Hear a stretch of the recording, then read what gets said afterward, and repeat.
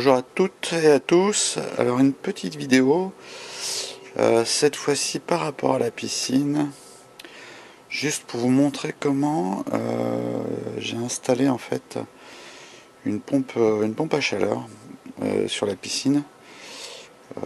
Évidemment, hein, voilà, ça me paraissait pas obligatoirement simple dès le départ. Hein. Vous allez voir comment c'est de l'autre côté. Mais j'ai trouvé une petite astuce que je vous fais partager pour pouvoir installer en tout cas ça marche, une pompe à chaleur assez facilement. Donc c'est une pompe à chaleur un petit peu plus grosse que celle de du spa, je crois qu'elle sort 5 kW. C'est pareil, je l'avais, alors c'est cher, mais j'avais acheté pas très cher, je sais plus, en promo sur internet. Je crois que c'est autour de 400 ou 500 euros pour une pompe à chaleur de 5 kW. Alors c'est toujours très cher, hein.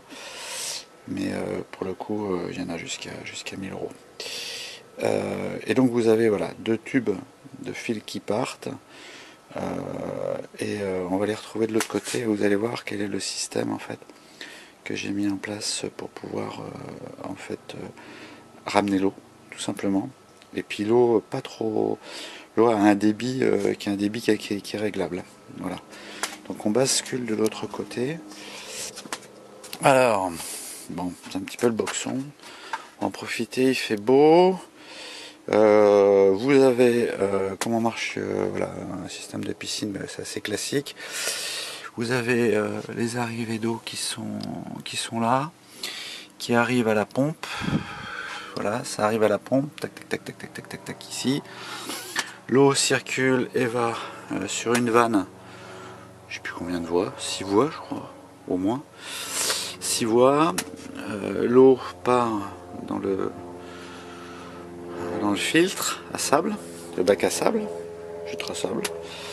Et puis derrière, et ben elle va repartir ici, voilà, sur cette canalisation là, sur celle-là, tac tac tac. Là, là c'est le système à sel. Je ferai peut-être une vidéo sur le système à sel, mais bon, voilà, c'est ce qui permet de faire l'électrolyse. Et donc ça repart, et elle repart là, et elle repart là, et elle va évidemment au tuyau de refoulement, si on les voit bien.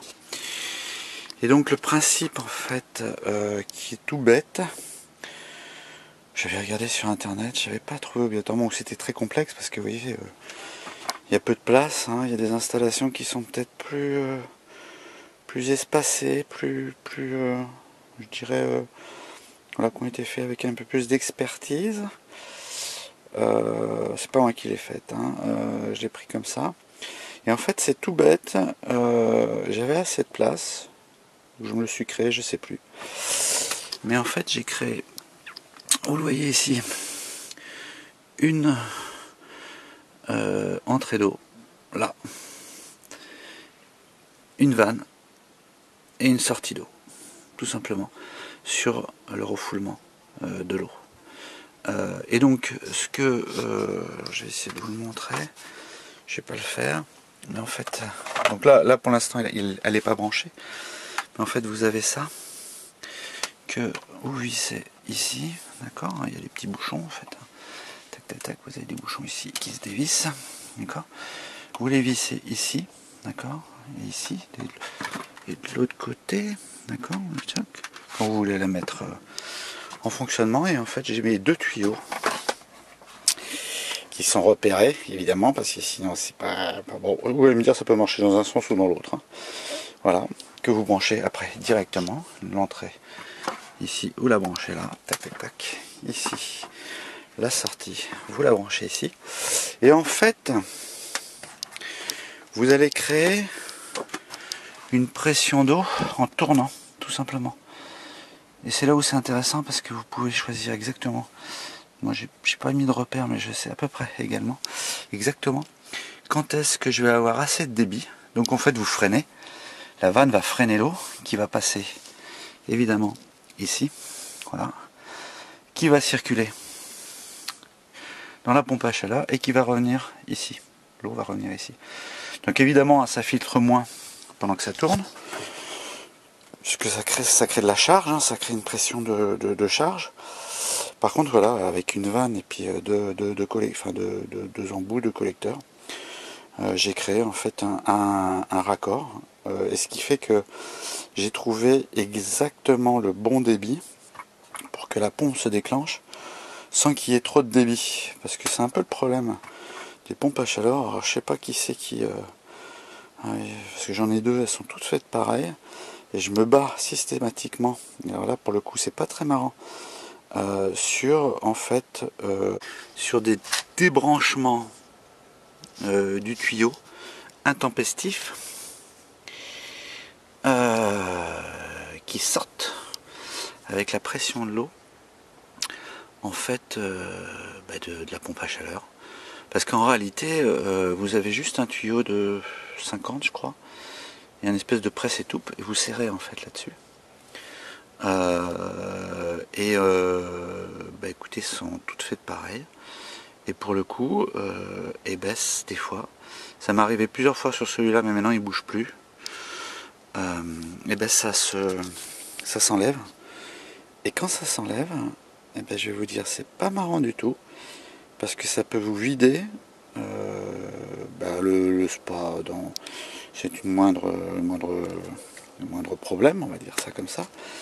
Mais quand c'est branché sur la piscine, ça peut vous vider une partie de la piscine jusqu'au refoulement, par exemple.